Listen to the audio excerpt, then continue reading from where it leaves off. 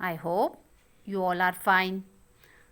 Welcome to Geography class, Bridge Course Session 17. In this session, we are learning Earth movement and major landforms. In this chapter, we are learning some objectives to develop an understanding of the Earth's movements and the resultant landforms, to understand how earthquakes occur, to learn about volcanoes in detail, to develop a sensitivity towards environment.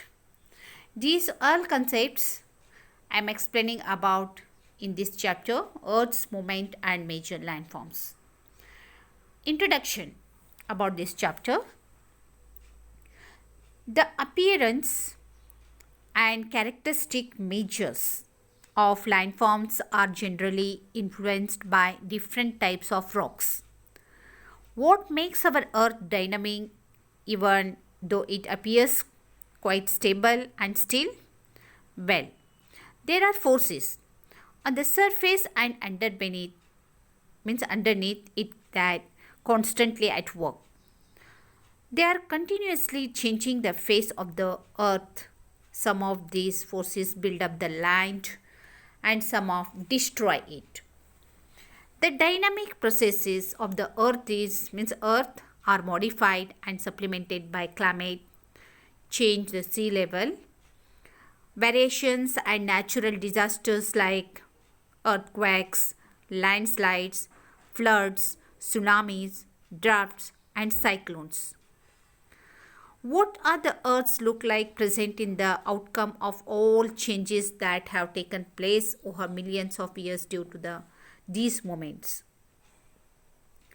The Earth is constantly being reshaped by the agents of denudation, running water, forest, rain, sun, wind, glaciers and waves.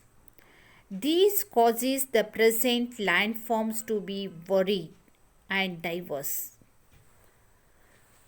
See here, next concept is their earth movement. The earth movements, there are two types. So one is endogenic forces, other is exogenic forces. Exogenic forces are erosional and depositional, river, wind, sea waves and glaciers. And endogenic forces are sudden forces. Sudden forces are there here: earthquake, volcano, landslide. Okay, these are the sudden forces. And dystrophic forces is there here, building mountains.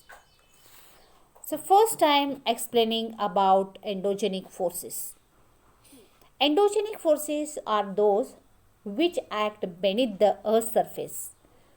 They may either be slow and gradual, like the forces involved in the process of mountain buildings and continent buildings, or quick and sudden like earthquake and volcanoes.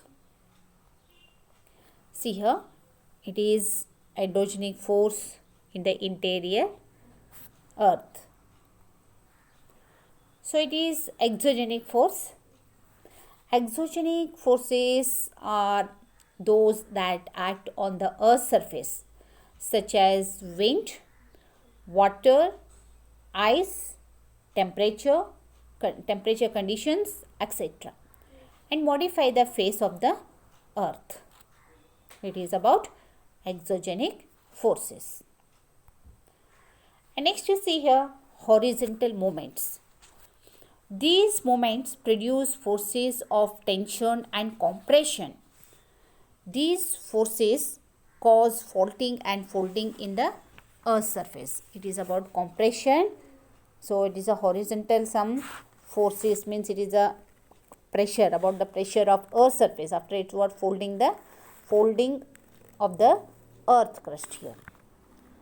See here, folding of the earth crust when stress and strain cause rock layers to buckle, fracture and fold. Changes occur in the shape and the volume of the crust. These wave-like formations have alternative upfolds and downfolds. Folds are distinctly visible in rocks that contain specific layers. See here. Anticlines means they are the distinctly visible rocks in specific, some layers are there. That layers are there here. Anticline and syncline. Okay. So what is meant by anticline here? Anticline means they are upfold mountains. See here. Anticlines are upfold mountains. So these are the anticlines. Okay. See here. Anticlines. So upfold where rocks are pushed upwards into the convex fold, that these are the anticline. And syncline means what? So it is the downfold mountains. So these are the syncline mountains. Okay. Syncline is a downfold in rocks in which rock layers are bent downward, forming depressions between the anticlines. So it is about what? Anticlines and synclines. So next you see here, large scale founding the crust result in the formation of series mountain ranges called fold mountains. After it's making the fold mountains. Some of these mountains achieve the great heights over a period of millions of years. Some of example are there: Himalaya mountain range in Asia and the Andes mountain of South America. It is the Andes mountain of South America. So next here, vertical mountains. So these mountains are caused by forces that uplift the earth's crust or cause it subsidence. Vertical movements cause the crust to get uplifted, the part of the crust that is pushed up by these forces from continents or plateaus. Sometimes these forces cause subsidence of land, which results in the formation of valleys. Some plates movement, these vertical plates movement may be summarized. Convergent plate movements are result of compressional forces which cause the plates to collide against each other. So this result in the folding of Earth's crust to form mountains. Divergent plates movements are the result of tensional forces that pull these plates apart. So this creates huge folds between plate boundaries through which magma flows out. New oceanic crust forms when hot molten lava slowly cools and solidifies due to the pull of these plates, and crust in the mid-oceanic ridges is a very thin here. Transform plate movement takes the place when two plates slide past each other, causing immense friction occurs here, resulting in, so this is earthquakes. So here it is about earthquakes. Have you ever felt the ground shake? So this sudden shaking of the earth's crust is called an earthquake. You may have heard about the destruction caused by earthquakes and also seen it on the television. Let us try to understand more about earthquakes. See here. This is the occurrence of an earthquake. Some parts are there here. See. Plate boundary. So these are the plate boundaries. Okay. So this one is epicenter. And this arrow mark is there. Seismic waves radiate out in all directions. And this middle is there, no? So this is focus. Focus means what? This is where the earthquake occurs. It is the origin of the seismic energy. Okay, it is occurrence of earthquake. Where do earthquakes occur? Earthquakes are most common in regions that are prone to folding. Folds occurs where two plates meet earthquakes. See here, two plates are there here that occur, means that meet each other. Earthquakes usually originate deep inside the earth's crust. where pressure between two plates is so great that they cannot be held in place. Due to the release of pressure, the rocks inside the crust snap, sending the shock waves or seismic waves. So we know that seismic waves, these plates, okay, out in the all directions. The point inside the earth where earthquake originate, it is called that focus. The point on the surface that vertically above the focus is called epicenter. This is the epicenter. It is about occurrence of an earthquake. So next one is that here measuring earthquakes. The Richter scale measures the strength or intensity of the shock waves produced by an earthquake. Richter scale magnitudes are based on a logarithmic scale, so which based on the 10. An increase of one numeral on the scale would represent 10 times of the magnitude on the seismograph chart. For example, if an earthquake measures 7.0 on Richter scale, then it is 1000 times more powerful than the earthquake measuring 4.0.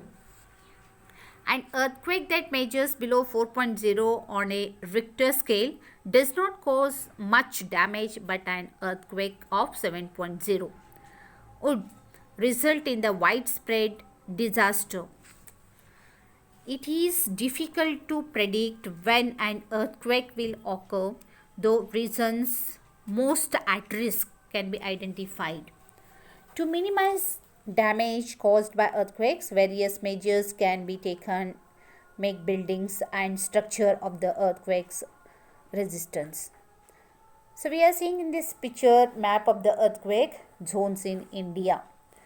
So it is about some, see here, these all zones of India.